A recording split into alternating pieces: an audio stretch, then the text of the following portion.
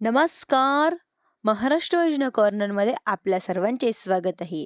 आजच्या व्हिडिओच्या माध्यमातून आपण बघणार आहोत की राज्यातील शिशु वर्गांपासून 12वी पर्यंत शिक्षण घेत असलेल्या दिव्यांग विद्यार्थ्यांसाठी राज्य शासनाच्या माध्यमातून एक अतिशय असा महत्त्वपूर्ण असा निर्णय घेण्यात आलेला आहे. म्हणजेच की राज्य मंत्रिमंडळाच्या माध्यमातून राज्यातील दिव्यांग विद्यार्थ्यांसाठी दिल्या जाणाऱ्या शिष्यवृत्तीमध्ये वाढ करण्याचा निर्णय घेण्यात आलेला आहे.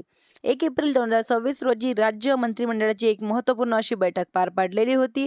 या बैठकीमध्ये आता शिशु वर्ग ते 8वी, 9वी ते 10वी, 11वी, 12वी मध्ये शिकणाऱ्या दिव्यांग विद्यार्थ्यांना शिष्यवृत्तीमध्ये वाढ करण्याचा निर्णय घेतलेला आहे.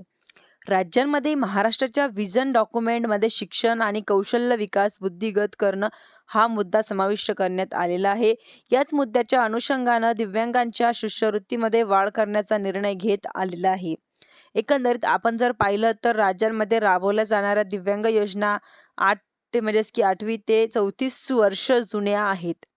आणि म्हणजेच की आता या योजनांचा बदल करण्यात वेळोवेळी मागणी केली जात आहे. याच पार्श्वभूमीवरती आता राज्य शासनाच्या माध्यमातून या योजनांमध्ये बदल करण्यासाठी सुरुवात केलेली आहे. दिव्यांगत्वाच्या सर्व 21 प्रवर्गातील जे लाभार्थी आहेत अशा सर्व प्रवर्गातील शिशु वर्गांपासून 12वी पर्यंत शिक्षण घेणाऱ्या या दिव्यांग विद्यार्थ्यांना आता शिष्यवृत्तीमध्ये वाढ दिली जाणार आहे. शिशु वर्ग 8वीच्या विद्यार्थ्यांना दरमहा 500, 9वी ते 10वीच्या विद्यार्थ्यांना दरमहा 800, म्हणजेच की निवासीसाठी तर 600, अनिवासीसाठी विद्यार्थ्यांसाठी 11वी ते 12वीच्या विद्यार्थ्यांना दरमहा म्हणजेच की 900 रुपये, निवासांसाठी अनिवासाठी 800 रुपये अशा प्रकारची शिष्यवृत्ती दिली जाणार आहे. आणि यापूर्वी या दिल्या जाणाऱ्या शिष्यवृत्ती रक्कम ही 100 ते 200च्या दरम्यान होती.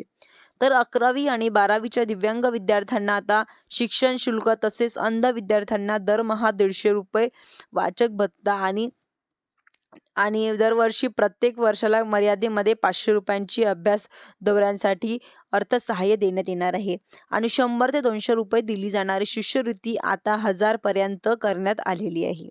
अशा प्रकारचा एक मोठा निर्णय, दिलासादायक निर्णय या ठिकाणी मंत्रिमंडळाच्या माध्यमातून दिव्यांग लाभार्थ्यांसाठी या ठिकाणी घेतलेला आहे. तुम्हाला जर हा निर्णय आवडला असेल तर कमेंट करून नक्की कळवा व माझ्या चॅनलला लाईक, सबस्क्राईब आणि शेअर करायला विसरू नका. धन्यवाद.